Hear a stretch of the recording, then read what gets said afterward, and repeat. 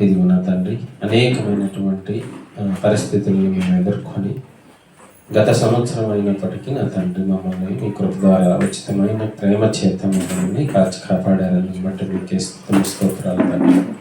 ఇదిగో నా తండ్రి, మరి ఈ దినాన్న ఎంతోమంది మాతో ఉన్నవారు గతంలో ఇప్పుడు లేరు తండ్రి. భవిష్యత్తులో మేమందరము ఉంటామో లేదో తెలియదు, కానీ అలాంటి గొప్ప కృపను నా తండ్రి మమ్మల్ని సజీవులుగా ఉంచినందుకు మీకే స్తుతులు స్తోత్రాలు చెల్లించుకుంటున్నాం. కొద్ది నిమిషాలు నా తండ్రి మీరు రాయించినటువంటి పవిత్రమైన మా ఆత్మలకు అవసరమైనటువంటి సంగతులు అనేకం ఉన్నవి నా తండ్రి. వాటిలో కొన్నింటిని మేము ధ్యానించుకొంచుండగా మీ కృప చూపించండి. ఇదిగో నా తండ్రి, అందరం కలిసి మా ఆత్మకు అవసరమైన వాక్యాన్ని ధ్యానించుకొంచుండగా మీ యొక్క కృపతోడి సహాయాన్ని దయచేయమని కోరుకుంటూ మా రక్షకుడైన యేసుక్రీస్తు వారి పరిశుద్ధ నామములో ఈ ప్రార్థన అడిగి వేడుకుంటున్నాం తండ్రి, ఆమేన్. అందరికీ మరొకసారి వందనాలు తెలియజేసుకుంటూ ఉన్నాను. కొద్ది నిమిషాలు మనం వాక్యాన్ని ధ్యానించుకోమండి. గత సంవత్సరం అంతా దేవుడు చాలా గొప్పగా మనందరికీ మేలుకరంగా జరిగించినందుకు తండ్రి అయిన దేవునికి కృతజ్ఞతాస్తుతులు క్రీస్తు ద్వారా తెలియజేసుకోవాల్సిన అవసరం మనందరికీ ఉంది. ఈ దినాన కొద్ది నిమిషాలు మరి వాక్యాన్ని ధ్యానించుకుందండి. ఎన్నో పరిస్థితులు మనకున్నప్పటికీ అనేకమైనటువంటి పరిస్థితుల్లో నుండి దేవుడు మనల్ని కాపాడి క్షేమంగా మరి ఇక్కడికి సజీవులుగా మనల్ని మరొక సంవత్సరం మన జీవితంలో దేవుడు దయచేసినందుకు కూడా మనం దేవుడికి చాలా కృతజ్ఞత కలిగి ఉండాలి. చాలా గొప్పవారం కూడా. ఎందుకంటే ప్రపంచంలో అనేక మందికి లేనటువంటి అవకాశం ప్రభు అయిన యేసుక్రీస్తు వారిని రక్షకుడిగా అంగీకరించే గొప్ప వరం మనకు మాత్రమే దక్కడం చాలా అదృష్టం. అది వాక్యం తెలిసిన వారిగా మనం గమనించాలి. ఎందుకంటే గతంలో కూడా మనకు తెలుసు, వాక్యాన్ని ప్రకటిస్తున్నప్పుడు జరుగుతున్న సన్నివేశాలు. మొన్ననే ఒక వీడియో కూడా వచ్చింది. సువార్త ప్రకటిస్తున్న వారి వాహనాలని దగ్ధం చేయటం, వారిని కొట్టడం, హింసించడం.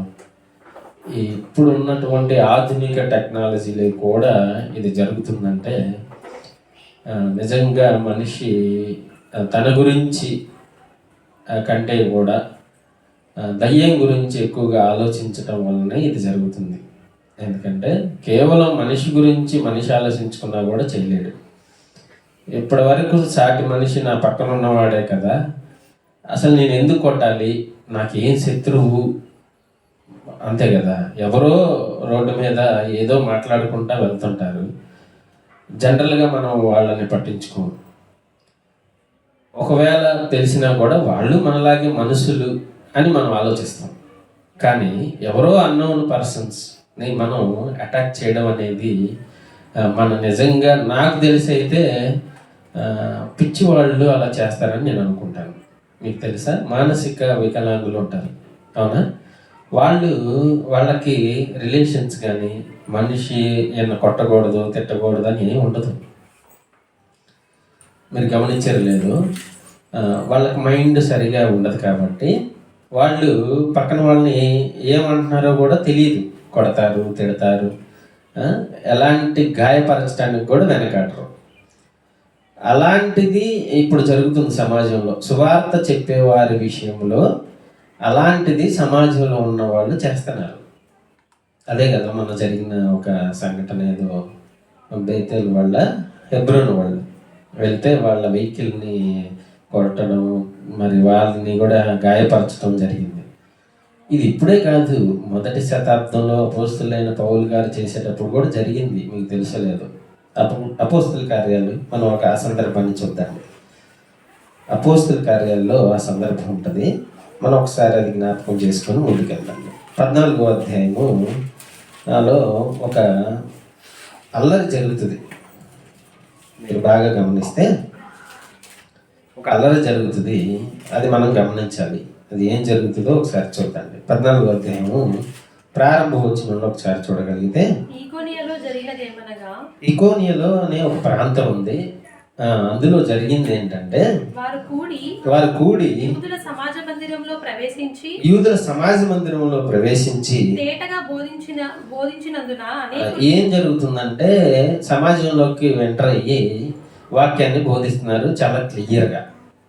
చాలా క్లియర్గా యేసుక్రీస్తు వారి గురించి ప్రకటిస్తున్నారు. రక్షకుడు, ఆయన పునరుజ్జీవం పొందినవాడు, మన పాపములను క్షమించిన వాడు అనే వాక్యము అక్కడ వెదజల్లబడతా ఉంది. అయితే అక్కడ ఏం జరుగుతుందో చూద్దాం. అనేకులు యూదులను గ్రీసు దేశస్థులను వాళ్ళు చాలా మంది అక్కడ ఉన్న వాళ్ళు నమ్ముకుంటారు. మన వాక్యం చెప్పినప్పుడు కూడా సమాజంలో అనేక మంది నమ్మి విశ్వసిస్తారు. వాళ్ళందరూ అందులో కొంతమంది యూదులు గ్రీసు దేశస్థులు ఉన్నారంటే వెరీ టాలెంటెడ్ గ్రీసులు, మీకు తెలిసలేదు, చాలా టాలెంట్ కలిగిన వాళ్ళు యూదులు గ్రీసు దేశస్థులు. వాళ్ళకే వాక్యము క్లియర్గా చెప్పాలి. అందుకే అక్కడ క్లియర్గా తేటగా బోధించినందున అనేకులు యూదులను గ్రీసు దేశస్థులను వాళ్ళని విశ్వసింపచేయాలంటే నువ్వు చెప్పే వాక్యం వెరీ క్లియర్గా ఉండాలి, చాలా క్లియర్గా ఉండాలి, చాలా టాలెంటెడ్గా చెప్పాలి. అపోస్తలుడైన పౌలు గారు చేస్తున్న పని చెప్పినప్పుడు అనేకులు వాళ్ళల్లో యూదులను గ్రీసు దేశస్థులను విశ్వసించిరి. అయితే కూర్చున్న సమాజంలో కొంతమంది ఏమో విశ్వసించారు, నమ్మారు, యేసుక్రీస్తు వారు రక్షకుడని తెలుసుకున్నారు. అయితే అవిధేయులైన యూదులు అన్యజనులను పురికొల్పి వారి మనస్సులలో సహోదరుల మీద పగ పుట్టించిరి. కాబట్టి వారు ప్రభువును ఆనుకొని ధైర్యంగా మాట్లాడుచు అక్కడ బహుకాలము గడిపిరి. ప్రభువు వారి చేత సూచక్రియలను అద్భుతములను చేయించి తన కృపా వాక్యమునకు సాక్ష్యం ఇచ్చుచుండెను. ఆ పట్టణపు జన సమూహములో భేదములు పుట్టగా కొందరు యూదుల పక్షముగాను కొందరు అపోస్తలుల పక్షముగాను ఉండిరి. మరియు అన్యజనులను యూదులను తమ అధికారులతో కలిసి వారి మీద పడి వారిని అవమానపరిచి రాళ్ళు రువ్వి వీళ్ళని ఏమనాలి? కొంతమందికి విషయం తెలిసి యేసుక్రీస్తు వారు రక్షకుడని తెలిసినప్పుడు అదేమన్నా తప్పుడు వాక్యమా, అదేమన్నా బూతులా, లేకపోతే వేరే మతస్థుల్ని ఏమన్నా తిడతన్నారా, ఖండిస్తున్నారా, ఏం చేస్తున్నారు ఆ సమాజంలో? యేసుక్రీస్తు వారు స్వరక్షకుడు, మన పాపాలను తీసివేశాడని అపోస్తలుడైన పౌలు గారి యొక్క టీం ప్రకటిస్తున్నప్పుడు వాళ్ళు ఏం చేశారంట? వీళ్ళని ఏం చేయాలనుకున్నారు? డైరెక్ట్గా అటాక్ చేస్తే ఇది అఫెన్స్ అవుతుందని, నేరం అవుతుందని వాళ్ళల్లోనే కొంతమందిని ఎరుకొని పురుకొల్పి వీళ్ళ మీదకి రాళ్ళు రువ్వి చివరికి ఏం చేయాలనుకున్నారు? చంపాలనుకున్నారు. వీళ్ళని ఏమనాలి? వీళ్ళకి సంబంధం లేదు. నువ్వు వింటే వినొచ్చు, వినకపోతే సైలెంట్గా ఉండొచ్చు. నీ పేరెత్తి కానీ, మీ విలేజ్ పేరెత్తి కానీ, లేదా మిమ్మల్ని ఏమన్నా అన్నా కానీ, మీ ఇంటి పేరెత్తి కానీ మిమ్మల్ని ఏమన్నా తిట్టారా? లేదే. అంటే మీకు సంబంధం లేని విషయాన్ని మీరు విన్నా వినకపోయినా మీకు ఆల్రెడీ తెలుసు. యేసుక్రీస్తు వారు దేవుడని తెలుసు, ఆయన రక్షకుడని తెలుసు, కానీ మీరు అంగీకరించరు, విశ్వసించరు. పోనీ మీరు విశ్వసించకపోతే పక్కన ఉండొచ్చు కదా. కొందరు విశ్వసించారు. ఇప్పుడు అక్కడ ఏమవుతుందంటే విశ్వసించిన వారి విశ్వాసం కూడా బలహీనపరచడానికి వీళ్ళు ఎవరిని చంపాలనుకున్నారు? వాక్యం ఎవరైతే ప్రకటిస్తున్నారో వాళ్ళని రాళ్ళు రువ్వి, అవునా, వారిని అవమానపరిచి, అంతకుముందు పేడ నీళ్ళు చల్లేవాళ్ళు, ఆ సన్నివేశాలు కూడా మీరు చూశారు యూట్యూబ్లో, అవునా? పేడ నీళ్ళు చల్లేవాళ్ళు, వాళ్ళని అవమానపరిచేవాళ్ళు, మట్టి చల్లేవాళ్ళు, ఇసుక పోసేవాళ్ళు స్టిల్ ఇప్పటికి జరుగుతున్నాయి. అంటే మనం ఎక్కడ ఏ టెక్నాలజీలో ఉన్నాం చెప్పండి? ఆర్టిఫిషియల్ ఇంటెలిజెన్స్లు ఇవన్నీ జరగవు. ఆధునిక ప్రపంచంలో ఇవన్నీ జరగకూడదు. ఒకప్పుడు రాతియుగంలో జరిగినాయి అంటే యుద్ధాలు, అది సరిపోయింది, అజ్ఞాన కాలం అన్నాడు దాని దేవుడు. కానీ ఇప్పుడు కూడా టెక్నాలజికల్గా ఉన్నటువంటి ప్రపంచంలో మనిషి మెదడులో చిప్ పెట్టే కాలం వచ్చిన ఈ కాలంలో కూడా ఇంకా యేసుక్రీస్తు వారి గురించి చెప్తున్నప్పుడు చట్టం బలంగా ఉంది, నాలెడ్జ్ బలంగా ఉంది, జ్ఞానం ఉంది, మనుషులు చాలా ముందుకు వెళ్ళిపోయారని అనుకునే ఈ కాలంలో రాళ్ళు రుబ్బడం, పేడ నీళ్ళు చల్లడం, మట్టి చల్లడం, గాయపరచడం, అవమానపరచడం, ఇంకా అనేకమైనటువంటి వారి వాహనాలని దగ్ధం చేయడం, ఇవన్నీ దేని కిందకు వస్తాయి? వాళ్ళని మనుషులు అనాలా, లేకపోతే మానసిక వ్యాధులు అనాలా? నాకు తెలిసి అయితే దేవుడు వారిని క్షమిస్తున్నాడేమో, కానీ మనకి ఎలా అనిపిస్తుంది అంటే అక్కడ వీళ్ళకి సంబంధం లేని విషయానికి మన మీద ఎందుకు అటాక్ చేస్తున్నారో తెలియదు.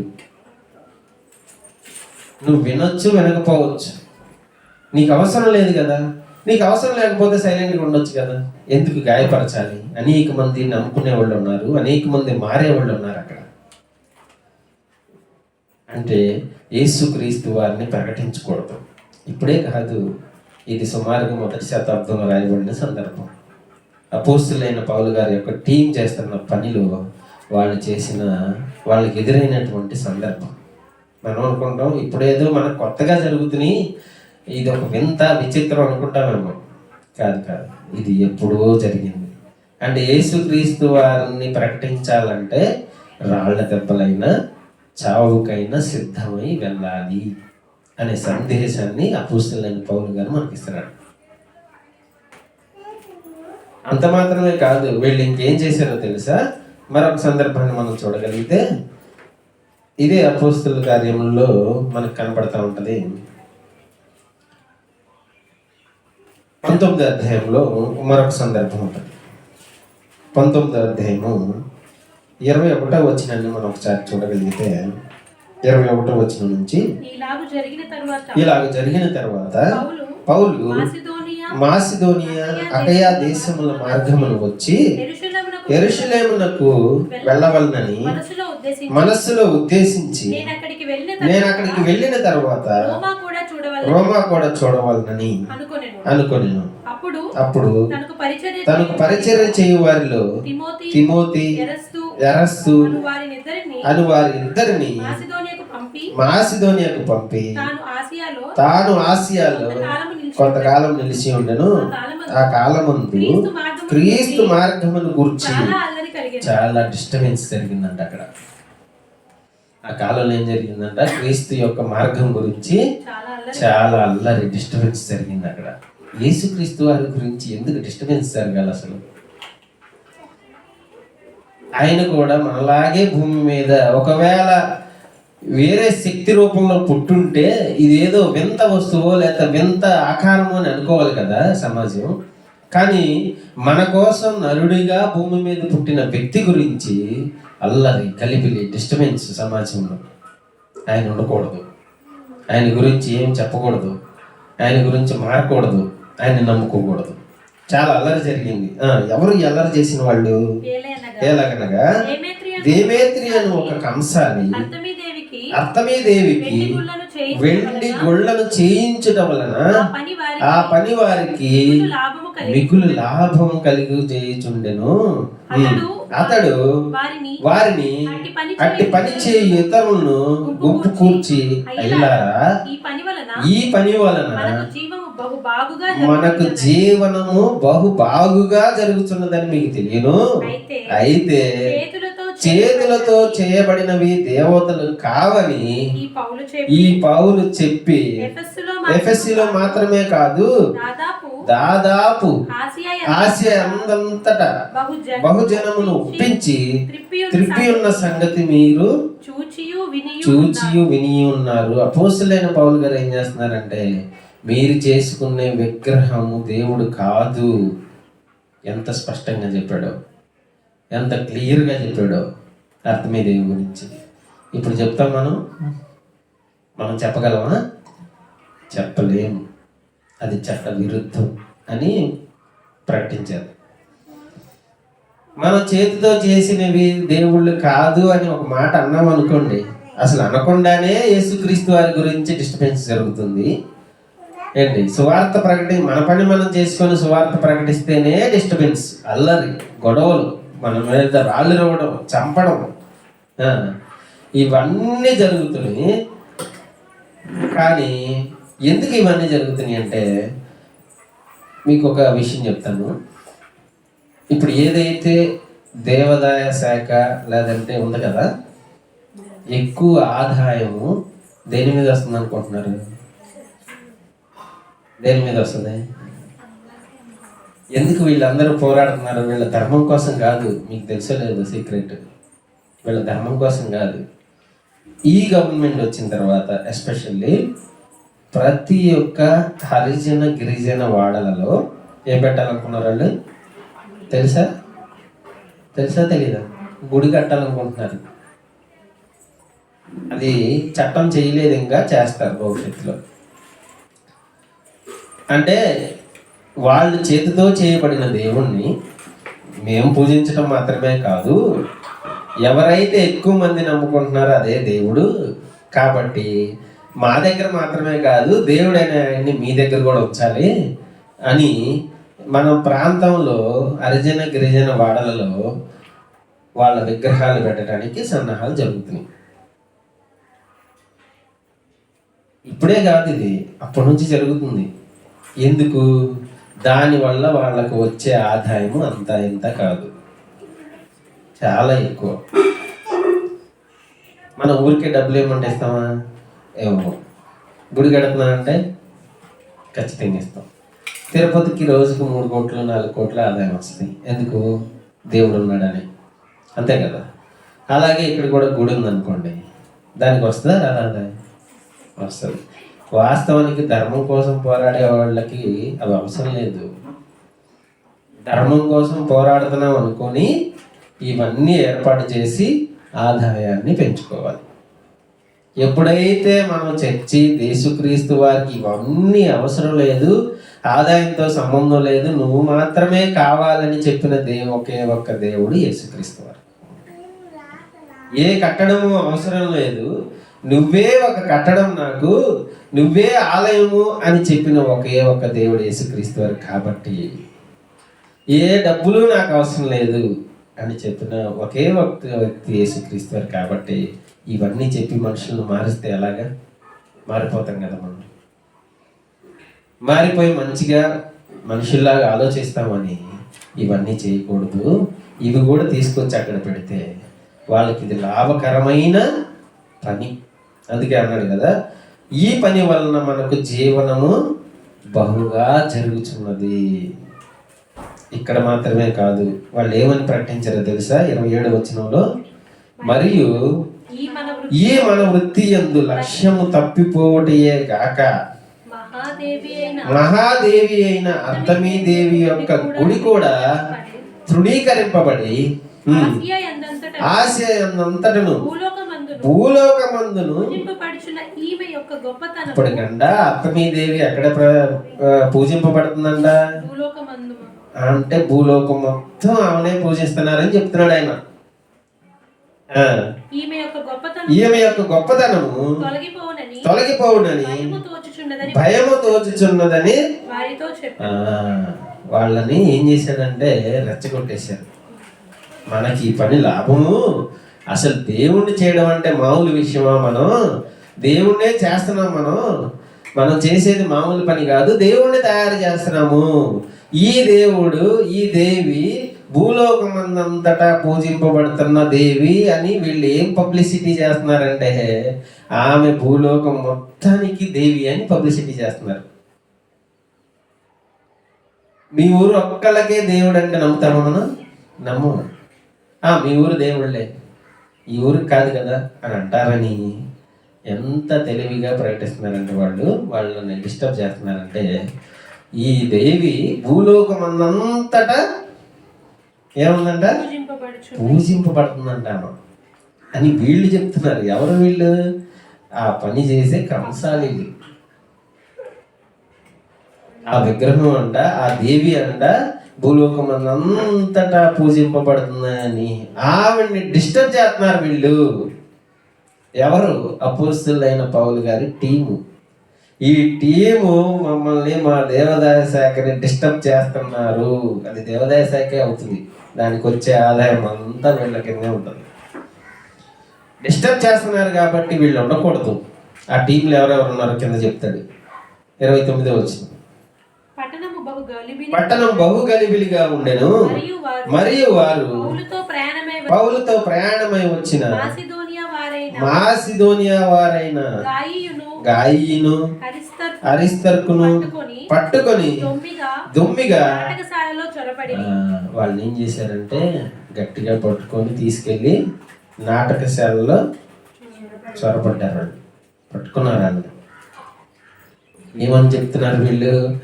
వీళ్ళు యేసుక్రీస్తు వారు స్వరక్షకుడు, సొంత రక్షకుడు, పాపాలను క్షమించడానికి వచ్చిన దేవుడు అని ప్రకటిస్తున్నప్పుడు వీళ్ళకి డిస్టర్బెన్స్ ఏం జరిగిందంటే, దేవిని వీళ్ళు భూలోకమందంతటా పూజించే దేవిని దేవి కాదంటున్నారు, ఏం అసలు దేవుడే కాదంటున్నారు, వీళ్ళని ఉంచకూడదు అని పట్టేసుకున్నారు వీళ్ళని.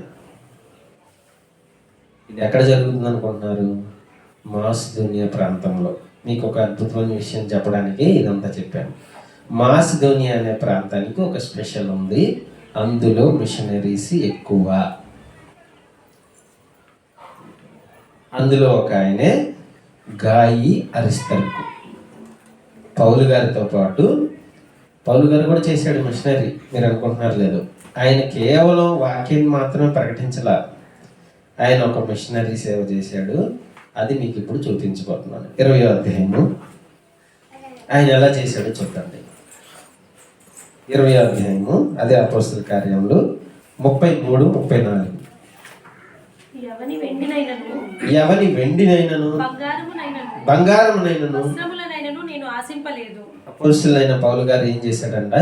పైన చదివితే మనకు అర్థమైంది. 30వ వచనం నుంచి, మరియు శిష్యులను తమ వెంట ఈడ్చుకొని పోవాలనని వంకర మాటలు పలుకు మనుష్యులు మీలోనే బయలుదేరుదురు.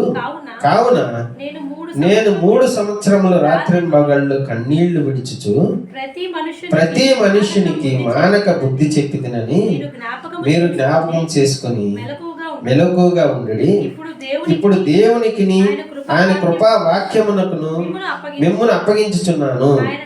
ఆయన మీకు క్షేమాభివృద్ధి కలుగజేయుటకును పరిశుద్ధపరచబడిన వారందరిలో స్వాస్థ్యం అనుగ్రహించుటకును శక్తిమంతుడు. ఎవని వెండైనను బంగారమైనను వస్త్రములైనను ఆశింపలేదు. నా అవసరముల నిమిత్తమును నాతో ఉన్న వారి నిమిత్తమును ఈ నా చేతులు కష్టపడుతువని మీకే తెలియను. మీరును ఇలాగూ ప్రయాసపడి ఇదంతా ఎందుకు చేస్తున్నారు అనుకుంటున్నారు? మనలో బలహీనులైన వారిని సంరక్షించడానికి అపోస్తలుడైన పౌలు గారు తన టీంతో సొంతగా పనిచేసి కష్టపడి పనిచేసి వారిని బలహీనులైన వారిని ఏం చేయాలనుకున్నాడు? సంరక్షించాలనుకున్నాడు. ఈ సంరక్షణ అంతా అపోస్తలుడైన పౌలు గారి దగ్గర చూసి ఎవరు నేర్చుకున్నారో తెలుసా? గాయి అని ఆయన నేర్చుకున్నాడు. గాయి అని ఆయన నేర్చుకొని ఏం చేస్తున్నాడు? ఆయన రోమపట్నంలో మనం చూడగలిగితే రోమపత్రిక 16వ అధ్యాయంలో ఆయన కనబడతాడు. మళ్ళీ ఈ మాసిదోనియా పట్టణస్థుడైనటువంటి ఈ గాయి అపోస్తలుడైన పౌలు గారి దగ్గర నేర్చుకున్నటువంటి మిషనరీ సేవని ఏం చేస్తున్నాడు? అక్కడ అప్లై చేస్తున్నాడు. మీరు చూడగలిగితే 16వ అధ్యాయము 22వ వచనాన్ని మనం చూడగలిగితే, ఈ పత్రిక రాసిన తెర్తియు అను నేను ప్రభువునందు మీకు వందనములు చేయుచున్నాను. నాకును యావత్ సంఘమునకు ఏమిచ్చాడంట? ఆతిథ్యమిచ్చు గాయియు మీకు వందనములు చెప్పుచున్నాడు. ఎవరైనా అపోస్తలుడైన పౌలు గారి టీంలో ఒక వ్యక్తి. ఆయన అపోస్తలుడైన పౌలు గారి దగ్గర వాక్యం నేర్చుకోవడం మాత్రమే కాక ఆయన చేసినటువంటి మిషనరీ సేవ కూడా నేర్చుకున్నాడు. అందుకనే యావత్ సంఘానికి ఏమి ఇవ్వటం మొదలెట్టాడు? నాకును యావత్ సంఘమునకు ఆతిథ్యం ఇవ్వడం, ఆతిథ్యం ఇచ్చు గాయి మీకు వందనములు చెప్పుచున్నాడు. ఇప్పుడు మీకు ఒక వ్యక్తిని పరిచయం చేస్తాను. ఆమె మదర్ తెరిసా. ఆమె ఎక్కడి నుంచి వచ్చింది అనుకుంటున్నారు? మాసిదోనియా. ఆవిడ వచ్చింది నార్త్ మాసిదోనియా నుంచి ఇండియా కోల్కతాకు వచ్చి సేవ మొదలుపెట్టింది. అంటే నువ్వు నేను చేసే ఈ ప్రాంతంలో సువార్త కానీ, నువ్వు నేను చేసే సంరక్షణ కానీ సంఘానికి మాత్రమే ఉపయోగపడదు, ప్రపంచం అంతా ఉపయోగపడవచ్చు. ఎక్కడో మాసిదోనియాలో ఉన్నటువంటి మదర్ తెరిసా ఎలా ఇన్స్పైర్ అయిందంటే, ఆ ప్రాంతానికి ఒక ప్రత్యేకత ఉంది, అదే మిషనరీ సేవ చేయాలనే ఒక ఉద్దేశం. దాంట్లో పౌలు గారు చేశాడు, దాంట్లో గాయి అరిస్తిర్కులు చేశారు, ఇంకా కొంతమంది టీం ఉంటారు. వాళ్ళందరూ కూడా మాసిదోనియా నుంచే వచ్చారు. అది ఆసియాలో ఉంది. ఆ ఆసియాలో ఉన్న మాసిదోనియా పట్టణం నుంచి వచ్చిన వాళ్ళే ఈ గాయి అరిస్తర్కు. అంత మాత్రమే కాదు, మొదటి శతాబ్దంలో ఆగిపోయినటువంటి ఆ సువార్త, ఆ మిషనరీ మరలా మదర్ తెరిసా రూపంలో ఇండియాకు వచ్చింది. తెలుసా? కావాలంటే మీరు సెర్చ్ చేసుకోండి, చదవండి. మాసిదోనియా నుంచి నార్త్ మాసిదోనియా నుంచి వచ్చినటువంటి మదర్ తెరిసా, ఆమె ఫస్ట్ పేరు అది కాదు, ఒరిజినల్ నేమ్ అది కాదు, ఆమెది అంజీజే ఏదో ఉంటుంది. ఆవిడ ఒరిజినల్ నేమ్ అది కాకపోయినప్పటికీ ఇక్కడికి వచ్చిన తర్వాత ఆవిడ సేవను చూసి ఆవిడని మదర్ తెరిసాగా ప్రకటించారు. అక్కడి నుంచి వచ్చి వాళ్ళ దగ్గర నేర్చుకున్నటువంటి సేవా దృక్పథాన్ని, ఇలాంటి సేవ ఈ ప్రపంచంలో ఏ దేవి దగ్గర కానీ, ఏ దేవతల దగ్గర కానీ, ఏ దేవుడి దగ్గర కానీ లేదు, ఒక్క యేసుక్రీస్తు వారి దగ్గర తప్ప. అలాంటి ప్రాంతం నుంచి వచ్చిన ఆమె మదర్ తెరిసా. మనకు తెలిసి ఆవిడ ఏమేం చేసిందో ఇక్కడ ప్రేమ చూపించింది, కుష్ఠరోగుల్ని బాగు చేసింది, అనేక మందికి తన జీవితాన్ని త్యాగం చేసింది. ఇక్కడ ఉన్న వాళ్ళు ఎవరైనా చేశారు అలాగా? ఇక్కడ ఉన్న వాళ్ళు ఎవరు చేయలేదు అలాగా. ఎక్కడో మాసిదోనియా పట్టణంలో యేసుక్రీస్తు వారి యొక్క ప్రేమ కలిగి ఉన్నామా ఈ యొక్క దేశానికి వచ్చి మనల్ని, మన ప్రజల్ని సంరక్షించింది. ఎవరి దగ్గర ఊరికే ఆశించలేము. సొంతంగా సువార్త చేసింది, సొంతంగా సేవ చేసింది. అంటే యేసుక్రీస్తు వారిని ప్రకటించడంలో ఆవిడ ఎన్నుకున్న పాత్ర ఒక మిషనరీ పాత్ర. అది ఎక్కడి నుంచి ఇన్స్పైర్ అయిందంటే బైబిల్ నుంచి. మాసిదోనియా, దెర్బే, లుస్త్రా అనే, ఈకోనియా అనే పట్టణాల నుంచి ఆవిడ ఇన్స్పైర్ అయింది. అక్కడే ఉంది ఆవిడ. ఆ ప్రాంతంలో ఉన్న వాళ్ళు, ఈవిడ మాత్రమే కాదు, వాళ్ళ తల్లిదండ్రులు కూడా ప్రారంభంలో రోమన్ కేథలిక్స్, వాళ్ళు కూడా ఒక మిషనరీ పేరెంట్స్ ఆవిడకి. ఆవిడ ఎక్కడ చూసింది ఆ సేవా దృక్పథం అంటే వారి తల్లిదండ్రుల్లో చూసింది. వారి తల్లిదండ్రులకి పునాదులే ఈ బైబిల్. ఈ బైబిల్లో ఉన్నటువంటి పౌలు గారు కానీ, గాయి కానీ, వీళ్ళల్లో మీకు ఒక వ్యక్తిని చూపించాను. అనేక మంది మిషనరీస్ ఉన్నారు ఇందులో. ఈరోజు కొత్తగా ఇక్కడ మనం సేవా కార్యక్రమం చేయడం కాదు, ప్రారంభంలో మనకి వీళ్ళు ఇన్స్పిరేషన్. మొదటి శతాబ్దంలో వీరు అనేక ప్రాంతాలు వారి సొంత ఖర్చులతో వారే కష్టపడి సంఘాలను సంరక్షించి అనేక మందిని రక్షణలోకి తీసుకొచ్చిన వారి పాత్రలో కొంతమందే మనకి ఇక్కడ కనపడ్డారు. ఈ యొక్క భారతదేశంలో కొంతమంది మనకు కనపడ్డారు. కానీ అటు వేరే కంట్రీస్ కనుక, క్రిస్టియన్ కంట్రీస్ కనుక వెళ్తే మీకు ఒక అద్భుతమైన విషయం చెప్పాలి. ఏంటంటే చాలామంది బిలీనియర్స్ కొన్ని ప్రకటనలు చేస్తూ ఉంటారు అప్పుడప్పుడు. నా ఆస్తి మొత్తం ఎవరికి ఇస్తానంటారు తెలుసా? ట్రస్ట్కి ఇచ్చేస్తాను. బిల్ గేట్స్ కూడా ప్రకటించాడు, నా ఆస్తి నా తదనంతరం నా పిల్లలకు కాదు, ఎవరికి ఇస్తా అన్నాడు? పేదలకు ఇచ్చేస్తా అంటున్నాడు. సో వాళ్ళందరూ ఇన్స్పైర్ అయింది బైబిల్ నుంచే. కాకపోతే బైబిల్ పేరు చెప్పరు అంతే. ఇప్పుడున్నటువంటి ఎలాన్ మస్క్ వరకు, అమెజాన్ సిఇఓ కానీ, బిల్ గేట్స్ కానీ, ఇప్పుడున్న ఎలాన్ మస్క్ కానీ, వీళ్ళందరూ వాళ్ళ ఆస్తుల్ని వాళ్ళ పిల్లలకి ఇవ్వట్లా. వాళ్ళు ఎలా ఇన్స్పైర్ అయ్యారు అంటే, నేను సమాజానికి ఏదో చేయాలి. యాపిల్ సిఇఓ కానీ వాళ్ళందరూ, యాపిల్ ఫౌండర్ కానీ వీళ్ళందరూ ఏమని ప్రకటించారంటే, మా ఆస్తులను ఎవరికి ఇవ్వాలన్నారు? పేదలకి ఇచ్చారు. ఇది ఎక్కడి నుంచి ఇన్స్పైర్ అయ్యారు తెలుసా మీకు? జక్కయ్య నుంచి. లూకాసు వార్త 19వ అధ్యాయము మనం చదవగలిగితే, లూకాసు వార్త 19వ అధ్యాయము 8వ వచనంలో ఆయన కనబడతారు. లూకాసు వార్త 19వ అధ్యాయము. నిలువబడి జక్కయ్య నిలవబడి, ఇదిగో ప్రభువా, ఆస్తిలో సగము బీదలకు ఇచ్చుచున్నాను. ఏమి ఇచ్చాననుకున్నాడు? నా ఆస్తిలో సగము బీదలకు ఇచ్చుచున్నాను. సగం పేదలకు ఇచ్చేస్తాను. నేను ఎవని యొద్దైనను అన్యాయముగా దేనినైనా నువ్వు తీసుకొని అతనికి 4 times 4 మరలా చెల్లింతునని. అసలు యేసుక్రీస్తు వారు అడిగారా ఆ విషయాన్ని? జక్కని అడగలా. అసలు మనీ మ్యాటరే రాలా, ఆస్తుల గురించే రాలా యేసుక్రీస్తు వారి దగ్గర. ఎప్పుడైతే జక్కయ్యకి మనసు మారిందో, తన మనసులో ఏమనుకున్నాడంటే, పాతవన్నీ ఇచ్చేసేయాలి, తీసేయాలి, నేను ఒక కొత్తగా స్టార్ట్ అవ్వాలి నా లైఫ్ని. నాకు చాలా ఆస్తి ఉంది కాబట్టి దాంట్లో ఏమి ఇచ్చేయాలనుకున్నాడు? సగం ఎవరికి ఇవ్వాలనుకున్నాడు? పిల్లలకి ఇవ్వాలనుకోలే. మనం అయితే ఊరుకుంటాం. మన తల్లిదండ్రుల ఆస్తి మనకి ఇవ్వకుండా బయట వాళ్ళకి ఇస్తున్నారు అనుకోండి, పేదలకి, ఏమంటాం మనం?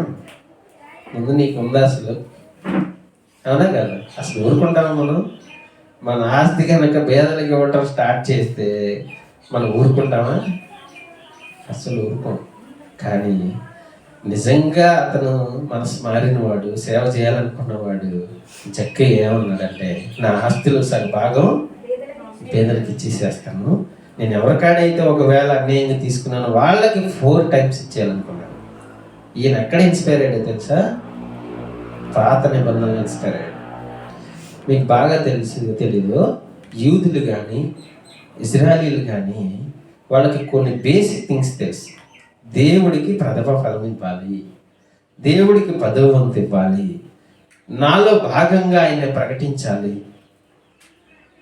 మనం కొన్ని విషయాలు నేర్చుకోవాలి బైబిల్ చదివేటప్పుడు. నేను సంపాదన కానీ నా జీవన విధానంలో దేవుడు ఉన్నాడా లేదా అని మనం చెక్ చేసుకోవాలి. సామెతల గ్రంథం 3వ అధ్యాయంలో ఒక మాట ఉంటుంది. ఆ మాట చదువుకొని ముగించుకున్నాను. సామెతల గ్రంథం 3వ అధ్యాయము 7వ వచనం 8, 9 వచనాల్లో ఒకసారి చదువుదాం. నేను జ్ఞానిని కదా అని నీవు అనుకోనవద్దు. యెహోవా యందు భయభక్తులు కలిగి చెడుతనము విడిచిపెట్టుము. అప్పుడు నీ దేహమునకు ఆరోగ్యమును నీ ఎముకలకు సత్తువయు కలుగును. కేవలం మనం మన చెడుతనాన్ని విడిచిపెట్టడం వల్ల మన ఆత్మకు మాత్రమే కాదు, మన దేహానికి కూడా ఏంటంట, మన చెడు అలవాట్లు కానీ, మనకి ఇతర ఉన్నటువంటి పాపకార్యపు ఆలోచనలు కానీ ఇవన్నీ మానుకోవడం వల్ల కేవలం మన ఆత్మే కాదు, మన శరీరం కూడా ఏమవుతుందంట, ఆరోగ్యం ఉండదంట. అనవసరమైనటువంటి పాపకార్యాల గురించి ఆలోచించడం వల్ల మన ఆత్మని నరకానికి దగ్గర చేయడం మాత్రమే కాదు, మన దేహానికి కూడా ఏమొస్తుంది, హాని జరుగుతుంది. అనవసరమైన పాపకార్యాలను మనం ఆలోచిస్తే ఏమవుతుంది, మన ఆత్మకు మాత్రమే కాదు అంటుకునేది, మన శరీరం కూడా ఏమవుతుంది, అనవసరమైన వాటికి, చెడు అలవాట్లకి అలవాటు అవుతుంది. దాన్ని అన్నాడు, నువ్వు గనక దేవుని యందు భయభక్తులు కలిగి ఉంటే, చెడుతనాన్ని విడిచిపెడితే, అప్పుడు నీ దేహమునకు ఆరోగ్యమును నీ ఎముకలకు సత్తువయు కలుగును. నీ రాబడి అంతటిలో ప్రథమ ఫలమును నీ ఆస్తిలో భాగముని ఇచ్చి. ఈ విషయాలు చెబితే ఎవరన్నా అసలు వింటారా? ఇవ్వడం తర్వాత సంగతి. ఒకవేళ ఈ విషయాలు కనుక మనం సమాజానికి, మన సంఘానికి కనుక ప్రకటిస్తున్నాం అనుకోండి, ఏమనుకుంటారు చెప్పండి? ఏమనుకుంటారు జనరల్గా? ఇవ్వాలా వద్దా? అసలు దేవుణ్ణి ఎలా కనపరచమన్నారు? సరే, ఉదాహరణకి హైందవులు ఎందుకు అని కోట్లు ఇస్తున్నారు చెప్పండి. తిరుపతికి ఒక్కొక్కళ్ళు ₹1,00,00,000 విగ్రహాలు వజ్రాలు ఇస్తారా ఇలా ఇస్తారు కదా. అంటే వాళ్ళకి తెలిసినట్టు మనకు తెలియదు అనుకుంటున్నారా? తెలుసు. ఒకవేళ వాక్యం ఇప్పటి వరకు తెలియకపోతే మనం తెలుసుకున్న తర్వాత మన అనుదిన జీవితంలో ఏముండాలి? దేవునికి ఒక భాగం ఉండాలి. అది నేను ఈ సంవత్సరం గమనించిన విషయం ఏంటంటే, మన అనుదిన జీవితంలో కేవలం మన గురించి, మన కుటుంబాన్ని గురించి, మన బంధువుల గురించి, మన పరిధి మాత్రమే మనం ఆలోచిస్తాం. అంటే దేవుడికి ఏదో మనకు కలిగితే ఇవ్వాలని ఆలోచిస్తాం జనరల్గా. అదిగా దేవుడు చెప్పింది. ఫస్ట్ ఏం చేయమన్నాడు? 9వ వచనంలో, నీ రాబడి అంతటిలో ఫస్ట్ ఎవరికి ప్రిఫర్ చేయాలి? ఫైనాన్షియల్ యొక్క క్యాలెండర్ వేసుకున్నప్పుడు మనం ఏం ప్రిఫర్ చేయాలంటున్నాడు? ఫైనాన్షియల్ రూల్ ఒకటి ఉంటుంది కదా, 20, 30, 50 అని ఒక రూల్ ఉంటుంది. జనరల్ రూల్స్, ఫైనాన్షియల్ సేవింగ్స్ రూల్స్లో ఇది ఒక రూల్. ఇది జనరల్గా ఫాలో అయ్యే రూల్. ఇండియా మొత్తం, వరల్డ్ మొత్తం కూడా ఫాలో అవుతారు కొంతమంది శాలరీ పర్సన్స్. 20, 30, 50 లాగా ఫాలో అవుతారు. దీనిలో ఒకవేళ మనం అనుకుంటే ఫస్ట్ ఏం చేయమన్నాడు? నీ రాబడి అంతటిలో ఫస్ట్ ఎవరికి ఇవ్వాలన్నాడు? ఎవరిని ఆలోచించాలి మనం? జనరల్గా మనం ఎవరిని ఆలోచిస్తాం? ఫస్ట్ మనకి, మన కుటుంబానికి, మిగిలితే దేవుడికి. కానీ ఈ వాక్యం తెలిసిన తర్వాత మనం ఏం చేయాలంటే, నీ రాబడి అంతటిలో ప్రథమ ఫలమును నీ ఆస్తిలో భాగమునిచ్చి. రెండోది చాలా కష్టం. వాక్యం తెలిసినంత ఈజీ అయితే కాదు, నాకు తెలిసి. ఫస్ట్ది అయితే ఏదో విధంగా కష్టపడి ఇవ్వగలం, కానీ రెండోది ఇవ్వగలమా? చాలా కష్టం. కానీ దేవుడు నాకు తెలియజేశాడు కాబట్టి నాకు తప్పదు. ఈ వాక్యాన్ని మీరు కూడా విన్నారు కాబట్టి అది మీ ఇష్టం. అంటే అపోస్తల కార్యాల్లో చదువుకున్న సంరక్షణ బలహీనులను కాపాడాలంటే ఎక్కడి నుంచో కొత్తగా విరాళాలు రావు. మరి ఎవరిస్తారంటే మనమే ఇవ్వాలి. అపోస్తలుడైన పౌలు గారు ఏమన్నాడు? నేను కష్టపడి, నా టీం కష్టపడి, మేము బలహీనులైన వాళ్ళని ఏం చేసామన్నాడు? సంరక్షించాము. పరిశుద్ధులైన గాయి కూడా అదే అంటున్నాడు, నేను యావత్ సంఘానికి ఆతిథ్యం ఇచ్చాను. అంటే మనం కేవలం ప్రకటించడం మాత్రమే కాదు, ఆ ప్రకటించిన దానికి అనుగుణంగా ప్రాక్టికల్గా చేయడానికి సిద్ధపడాలి. మనం కష్టమైనా సరే మనం మన మనస్సులో, మనకు వాక్యం తెలియనంత వరకు మనం ఏమనుకునే వాళ్ళం అంటే, ఒకప్పుడు ఇజ్రాయేలీలకి 10% కదా ఇవ్వాల్సింది. నాకు తెలిసి ఈ వాక్యం నేను ఎక్కడ వినలేదు. నీ ఆస్తిలో భాగం ఇవ్వమని ఎవరు నాకు చెప్పలే. చాలామంది మనం వాక్యాలు, చాలా మెసేజ్లు విన్నాం. నాకెప్పుడు అనిపించలేదు, కానీ నేను చదివినప్పుడు మాత్రం ఈ వాక్యం నాకు డిఫరెంట్గా అర్థమైంది. అంటే నేను ఇప్పటి వరకు దేవుడికి ఎలాంటి స్థానం ఇస్తున్నానంటే, ఒకవేళ నాకు మిగిలితే కానుకిస్తాను, లేదా నేను అనుకున్నంత కానుక ఇవ్వగలను, అంతకు మించి వేరే ఆలోచన చేయలేదు. కానీ వాక్యం చదివినప్పుడు కొంత భయం, కొంత మేనేజ్మెంట్, కుటుంబాలన్నింటినీ, బంధువుల్ని మేనేజ్ చేయాలి మనం. అవునా కదా? ఫస్ట్ ప్రథమ ఫలం అంటే ఇవ్వడానికి ఒప్పుకుంటారు, కానీ రెండో వచనం ఉంది చూసారా, అది ఇవ్వడానికి ఎవ్వరు ఈ ప్రపంచంలో ఒప్పుకోరు, ఈవెన్ క్రిస్టియన్స్ కూడా. ఇది మనకు కాదనుకుంటారు, మరి ఎవరికి? మనమే చెయ్యాలి. మనం సంరక్షించకపోతే బలహీనలు ఎలా మారుతారు? ఖచ్చితంగా మనం సంరక్షించాలి. మన కష్టార్జితంతో అనేక మందికి సువార్త ప్రకటించడం మాత్రమే కాక, మనకు సాధ్యమైనంత వరకు మనము సంరక్షించడానికి ప్రయత్నం చేద్దాం.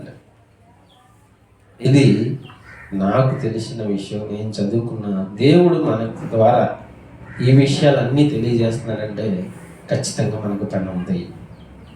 ఆ పని ఒక మిషనరీ అవ్వచ్చు, ఒక సువార్త ప్రకటన అవ్వచ్చు, అనేకమైనటువంటి కార్యక్రమాలు ఉన్నాయి దేవుని కోసం. వాటన్నిటిని మన సంఘం ద్వారా చేయాలని నేనైతే ఆశపడుతున్నాను. ఈ వాక్యం తెలిసిన తర్వాత మీరు కూడా ఆశపడతారని అనుకుంటా ఉన్నాను. ప్రార్థన చేసుకున్నాను.